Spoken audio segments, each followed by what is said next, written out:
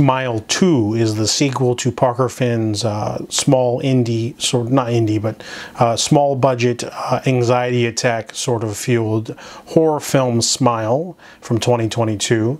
Now, to be honest, I didn't watch Smile in theaters. I watched it on DVDs several months, probably a year later or so, and it just didn't impress me. It was, you know, creepy. It had a cool marketing gimmick, but it didn't grab me because it felt like a very generic sort of monster movie that just sort of hid under the mental health sort of guise, you know, very similar to other monster movies that are like that. And, you know, I do like Kyle Gallner and the cast, but it didn't really do anything for me. But the sequel is the reason why we love horror movie sequels, or just sequels to movies in general.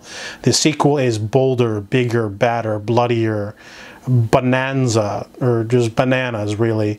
The sequel is mainly focused on a pop star named Skye Riley. She's was in a vicious car accident which caused the death of her boyfriend.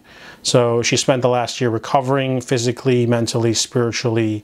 So she's gone sober now. So she doesn't do the drugs and the alcohol, and she has like a water therapy where she just drinks a lot of water whenever she gets cravings. But she's got her, you know, her stuffy mother as a manager, and got a lot of sycophants around her. But she goes to get some Vicodin for her back pains because she's doing a lot of choreography, when her drug dealer viciously like disappears and then smiles and kills himself in front of her.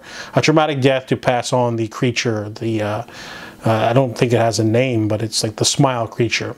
Basically, it can move like a parasitic sort of entity that can move from person to person, feed off their trauma, and then possess them and pass it on to the next person. So she's dealing with this, but a lot of people don't believe her because it's hard to get there.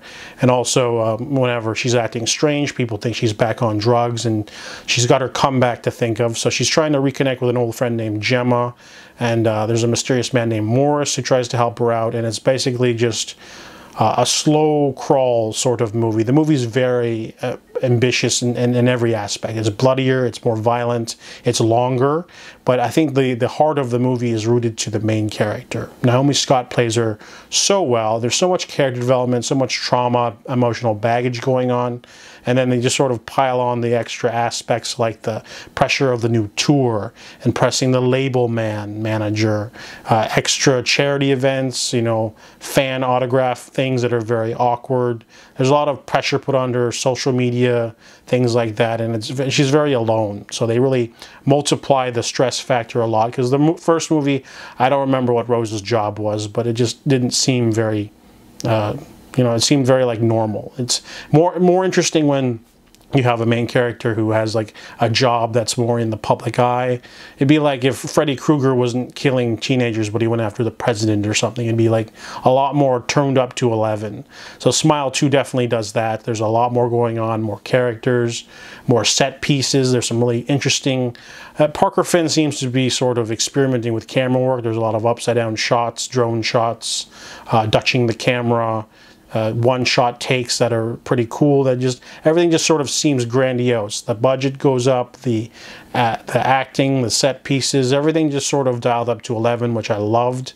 And you know, the movie's just really like a trip. You know, I really liked all the aspects of it. Great cast, good scares.